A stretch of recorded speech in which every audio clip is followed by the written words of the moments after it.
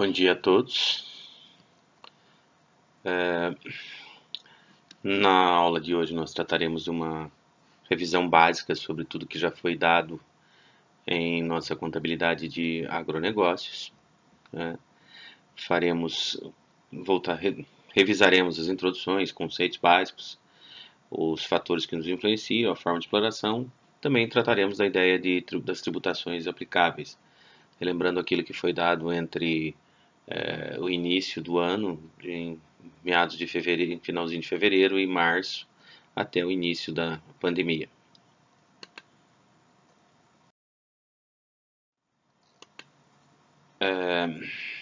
A primeira coisa que a gente tratou ali foi a questão de contabilidade em agronegócios, ou definir o que seria a contabilidade rural efetivamente. Assim, de acordo com o Schuster, a definição de Schuster, a gente lembra que a gente lembra.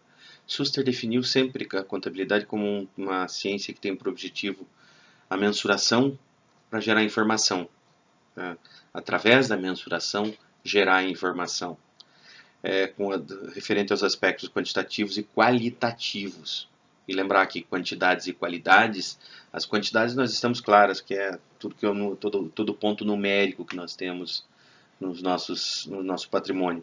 Já as qualidades do patrimônio da empresa são do que ela é formada, como ela é composta.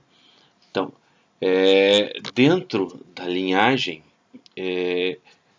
o que eu vou mensurar em contabilidade rural? Eu preciso de alguns aspectos do negócio, eu preciso de algo que me dê as linhas gerais do negócio, eu preciso conhecer o negócio. Então, o que é a atividade rural? Aonde ela começa, aonde ela termina? Também, gerar informação, e a informação a ser gerada pela contabilidade sempre tem que ser caracterizada pela informação que deve ser. Qual informação que eu tenho que dar para o meu empresário? Então, eu tenho que conhecer o empresário e o seu entorno. Assim, primordialmente, eu preciso, antes de fazer contabilidade, conhecer o agronegócio. Então, toda essa aula que nós estamos trabalhando aqui vai ser em cima da ideia de conhecer um pouco melhor o agronegócio e o seu entorno.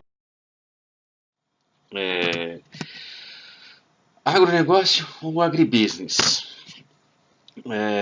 No Brasil, não é no Brasil, a Wikipedia traz uma definição e ela fala que todo negócio que esteja envolvendo comercial ou industrialmente a cadeia produtiva agrícola ou pecuária, ela seria um negócio de um agronegócio ou um negócio rural ou um agribusiness, ou seja, alguma coisa associada com o cultivo do solo ou com a utilização do solo para a criação de animais.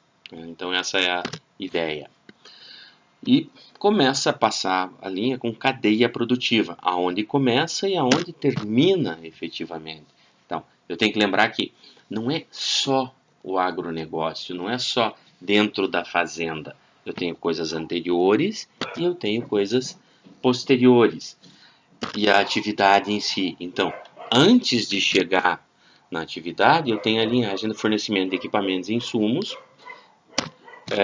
tenho a linha, o próprio trabalho com a agricultura, ou seja, recebi o insumo, recebi o equipamento, eu utilizo o equipamento e o insumo para fazer as coisas e depois eu tenho que me concentrar no como que eu vou fazer para vender essas coisas, de que forma que eu vou armazenar, de que forma que eu vou transportar, de que forma que eu vou comercializar e distribuir. O que nos interessa e aonde a contabilidade rural vai se situar e aonde nós vamos passar a ler essa contabilidade de agronegócios, fica aquilo que dentro da atividade dentro da porteira. Isso é a concentração, essa é a especificidade que eu vou contabilizar. Eu vou trabalhar com a contabilidade dentro da atividade rural. Se divide em 3 grandes grupos, a saber, o primeiro dela, agrícola. Na agricultura, eu tenho lá todas as culturas que são feitas. Só que eu tenho que lembrar, tem que sempre tomar cuidado com uma coisa assim. Cheguei e deixei a terra paradinha. O que acontece na terra paradinha? Nasce mato, ou a terra se desmancha por causa da chuva. Isso é uma das coisas que vai acontecer. Então, todas essas situações que eu vou ter uma linda planície, plantar e chegar e plantar um pedaço de montanha e fazer uma bela criação, um belo plantio de uvas ou pêssegos e tudo mais. Eu preciso ter um certo domínio sobre isso. Eu preciso ter essa atividade dominando. Não basta eu chegar lá e deixar. Não, deixei lá, o mato nasceu e beleza. Não é bem assim.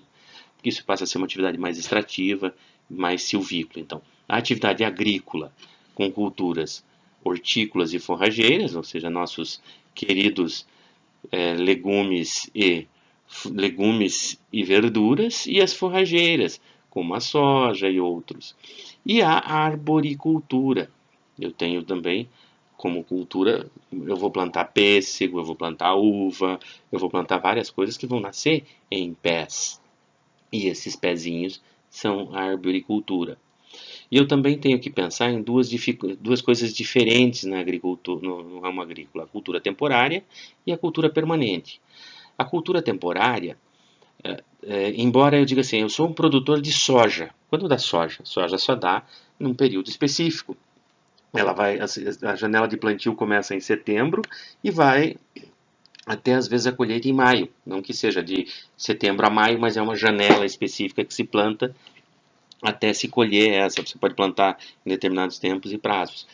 Essa cultura temporária se caracteriza pelo fato de que eu vou retirar tudo, eu vou plantar, vou deixar na terra a semente, vou lançar a semente, vou cuidar da cultura e na sequência eu vou colher.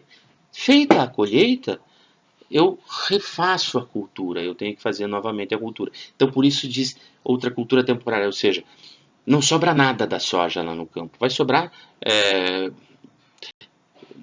não necessariamente que não vai sobrar nada, mas eu vou retirar tudo do solo e aquilo que sobrar vai servir para forragem, para qualquer coisa, para adubar a terra para a próxima cultura que virá em seguida. Mas eu não tenho uma não tem uma rebrota, não tem um renascimento da mesma coisa. Ao contrário do que acontece na cultura permanente. Que na permanente eu tenho duas fases. A primeira fase é a preparação total, que vai durar um certo tempo até haver esta situação, essa definição, para depois eu começar a colher os frutos disso. A cultura permanente é basicamente caracterizada pela cultura em situações de arboricultura, a cultura do café. E recentemente, estou gravando essa aula no dia 18 de julho, e em 17 de julho de 1975 ocorreu um fenômeno no Paraná chamado Geada Negra. E a Geada Negra atingiu os cafezais do Paraná. Então nós tínhamos cafezais, 1.800.000 hectares de cafezais no Paraná, e foram todos atingidos pela geada negra, ou seja, a geada destruiu todos os pés de café. Então aqueles que viviam da atividade agrícola do café, da cafeicultura, tiveram que reiniciar todo o seu projeto, a sua cultura, para começar do zero. Replantar as árvores, esperar o tempo delas estarem maduras para começar a produzir frutos e passar a essa forma. Depois disso, nós temos os nossos queridos animaizinhos lindos aqui, os meus porquinhos, fazendo lembrar dele, a gente pensa neles como lindos porquinhos e como presuntinhos ou como lindos pernis ou alguma coisa assim, mas não só de porquinhos, mas também de porcos, de bovinos, de pupalinos, de muares e de outros. Nós vivemos a cultura e a gente determina isso como zootecnia ou atividade zootécnica, para não dizer assim, a atividade só pecuária, porque não existe só a pecuária. A pecuária vai ser a atividade que cuida somente de gado. Então eu tenho a zootecnia voltada para grandes animais, como os bovinos, os bubalinos, os muares, os cavalos e a de pequenos animais. A de pequenos animais, a gente classifica em pequenos animais os porquinhos, os carneirinhos, as galinhas e esses grupos menores de animais menores. E a gente pode classificar ela também, e podemos classificar ela também em intensiva e extensiva. A intensiva é aquela que é quando eu tenho baixo número de terra e controle rápido e manejo rápido limitado dos animais. A cultura, a zootecnia em granjas, em espaços delimitados e o confinamento dos animais. Você mantém a atividade com mais velocidade e o animal dispensa-se a possibilidade de menor espaço. A extensiva é a criação dentro de quando eu tenho vários um campo, isso coisa. A predominante no país para grandes animais é a extensiva. Hoje tem um grande desenvolvimento das granjas, tanto de suínos como de aves na nossa região, predominando nesse interim as intensivas para as aves e gatos, para as aves e porcos para abate. E a agroindústria, com aquele lindo queijinho que a gente de vez em quando aproveita, com o beneficiamento dos produtos rurais, a transformação dos produtos rurais. Este aqui, ele fica limitado a tudo aquilo que for feito com o rudimento rural, recursos rudimentares rurais, ele fica definido dentro da contabilidade rural. Passado disso, eu deixo de ter esse como atividade rural e passo a ter ele como uma atividade industrial e controlo como uma atividade industrial. Bom, no Brasil, será que é importante o agronegócio? O agronegócio no Brasil tem toda essa linhagem de pesquisa, e o último dado disponível aqui, o PIB do agronegócio em 2016, mostra que o insumo responde por esse pedacinho, a indústria responde por esse pedacinho, o serviço por esse, a agricultura propriamente dita por isso e a pecuária por isso. Então, assim, a maior parte do negócio rural e assim a movimentação do negócio rural está dentro tanto do insumo, na indústria e na prestação de serviços para o meio rural. Mas este PIB brasileiro, somente dessa última faixinha aqui, representa 22% do PIB brasileiro. Ou seja, é extremamente significativo para o país. E eu digo hoje, na nossa situação de pandemia, esse foi o único, um dos poucos que parou muito, praticamente não parou. E aqui nós vamos começar a pensar em outras situações. Os fatores que influenciam o agronegócio. Então, para se fazer agronegócio, não basta eu resolver. Eu comecei. Beleza, vamos lá. Primeira coisa que eu preciso é pensar na terra. Terra como fator produtivo. A terra serve, a terra que você tiver serve para qualquer coisa. Você fica à vontade com a terra? Não. Eu preciso analisar a característica física, biológica, química e topográfica dela para saber o que eu vou fazer com ela.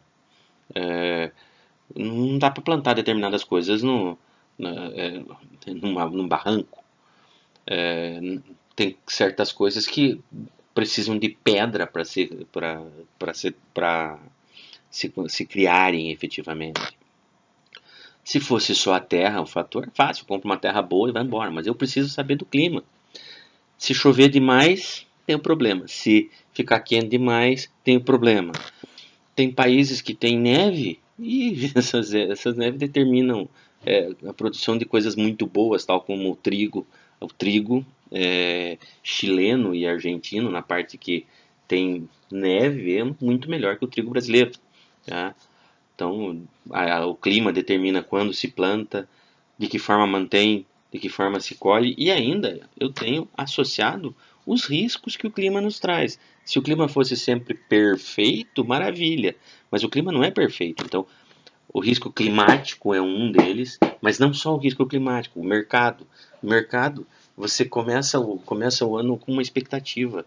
É, você termina a tua colheita, você colhe com outra realidade.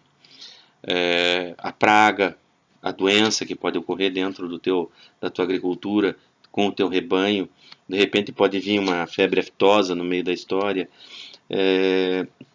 A China recentemente teve uma situação com as aves, não sei, não lembro exatamente se foi com as aves ou com o rebanho suíno, e eles sacrificaram todos de uma vez só para exterminar o problema rapidamente. E compraram adoidadamente dos outros. O produto que se produz na agricultura é perecível. Se eu colher a soja, se eu não armazenar ela de forma adequada, ela vai estragar. Se eu não tiver todo o bem da forma correta, pois então eu preciso conservar, e além de que faz uma fatalidade interessante. Eu tenho que vender rapidamente. Então eu preciso de uma velocidade na venda. Sazonalidade da produção. O que causa a sazonalidade? Quando eu tenho a nossa querida lei da oferta e da procura. Quando eu tenho mais oferta de um produto, tem uma tendência ao preço diminuir. E quando eu tenho uma procura maior de determinadas coisas, o preço sobe. Então essas duas situações criam problemas dos dois lados para o produtor rural. No momento de plantar, a semente é mais cara. No momento de passar o veneno é mais caro. Então, depende das coisas. E outra, recomendo, não basta você ter a estação. Hoje, com o plantio direto que se usa, é muito recomendável também se fazer rotação de culturas. Tempo de produção e trabalho. Não adianta eu ter mão de obra em excesso, um monte de mão de obra, não vai fazer com que o boi cresça mais rápido, não vai fazer com que o meu querido milho vire pipoca rapidinho, desculpe a brincadeira, mas que o milho cresça. Depende de uma produção natural. É claro que o desenvolvimento científico, as grandes vantagens do mercado fazem com que alguns produtos ganhem velocidade. Eu vou dizer assim, um exemplo que nós temos regional é o que a Klabin fez com o Pinus Eliotis. Ela consegue fazer o Pinus Eliotis ficar pronto para a produção de papel em 5 anos. O tempo era muito maior anteriormente. Produção não uniforme. Todos os grãozinhos de feijão que se fizer numa plantação de feijão vão ser iguais? Não. Tem uma distinção? Tem. Você pode ter um momento uma produção muito boa, no outro momento uma produção diferente. Conforme a época que você colhe, você vai ter diferenças, graus de umidade e outros fatores presentes na tua produção. Pode ficar melhor ou pode ficar pior. Eu, como gosto muito de vinho, eu vejo que estudei um pouco sobre o que se produz e como se faz o vinho. E uma das maiores dependências do vinho, além do primeiro fator lá, que é a terra como fator produtivo, ele tem uma segunda característica. Se o clima regional tem que, determinado período do ano, tem que ficar seco para que ele tenha uma qualidade tal. Então, muitas das melhores safras de vinho estão vinculadas a períodos onde houve pouca chuva em determinada época do ano. Então, essa produção acaba sendo para aquele momento específico, mas eu não vou conseguir repetir ela em momentos seguintes. Sistema de competição. O que é o grande problema? Como existe uma grande diversificação de proprietários, de donos da terra, de produtores rurais, eles não têm poder econômico para fazer o preço, para determinar quanto eles querem receber por aquilo que eles têm, eles têm uma baixa quantidade de um baixo poder de influência em cima do mercado. Então eles são tomadores de preço. Eles não, você produz para o mercado e não você determina quanto o mercado vai fazer. Então existe esse pequeno problema.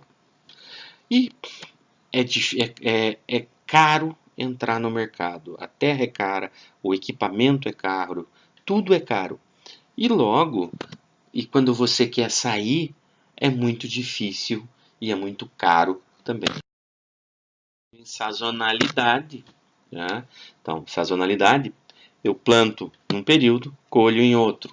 Então, fumo se planta entre agosto e setembro, colheita entre dezembro a fevereiro. E isso faz com que as receitas da empresa sejam feitas depois. Obviamente, a receita de uma empresa rural vem depois da colheita. Se eu só produzo amendoim, então quer dizer que eu só planto em setembro amendoim, provavelmente em janeiro eu vou ter amendoim colhido. Então, se eu vou ter receita em janeiro, eu não vou ter receita durante todo o ano. Eu vou consorciar algumas coisas para ter um pouco mais de receita em determinados períodos, mas eu tenho uns períodos que eu tenho que fazer, além de que eu tenho que deixar minha terra em descanso. Então são várias situações que criam coisa. E isso daí começam nossos probleminhas. Eu vou encerrar o exercício social se eu tenho produtos sazonais, se eu produzo algumas coisas. Será que a lei nos ajuda? Será que alguém nos vai ajudar? Primeiro, a pessoa física é obrigatória entregar a declaração de imposto de renda conforme o movimento do ano, regime de caixa. Exercício social encerrado em 31 de dezembro. Tá? Encerrei o exercício em 31 de dezembro, eu posso entregar. Beleza. A pessoa jurídica, qual que é o fato? Tributário, 31 de dezembro, societário, 31 de dezembro. Mas será que essa informação vai ser relevante para o produtor rural ou para a situação encerrando em 31 de dezembro? Será que fazer um balanço em 31 de dezembro, quando eu terminei de plantar a soja, é um negócio bom, é um negócio justo? Contabilmente, a nossa teoria vai responder um pouco melhor. Vai dizer que eu devo, e a gente sempre lembra, se você pegar aquela ideia da realização da receita, e lembrar que ela precisa ter, no momento que eu realizei a receita, eu tenho que saber exatamente quanto que custou, e esse é o momento ideal para que eu possa reconhecer a receita com a despesa, porque eu gastei um X valor para ter ela, e tive essa receita. Tá? Na agropecuária, então, seria o momento da safra, o melhor, ou da safra de maior valor de receita. Na nossa região, a safra predominante é o que a gente chama de safra de verão, embora ela seja colhida até maio, que é quase o comecinho de inverno, mas é a safra de verão. Então, geralmente é a soja, então o ideal seria que eu conseguisse encerrar o exercício social no momento que é terminada esta venda, ou seja, lá próximo a maio, mais ou menos, então seria o melhor. Frutas de caroço, pêssego e outras coisas, o melhor período seria novembro, por quê? Porque coincide com este período, ok?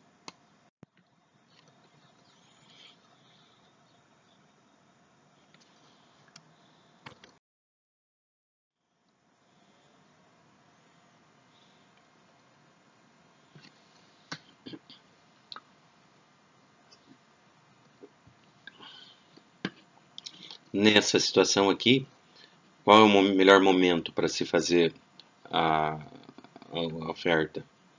Quando que eu tenho a maior parte da minha receita? Eu começo lá considerando 30% entre os meses de março e abril, então final de abril. E nesse mês, se eu observar que eu já colhi a uva entre janeiro e fevereiro, então 52% da minha receita já foi realizada aqui.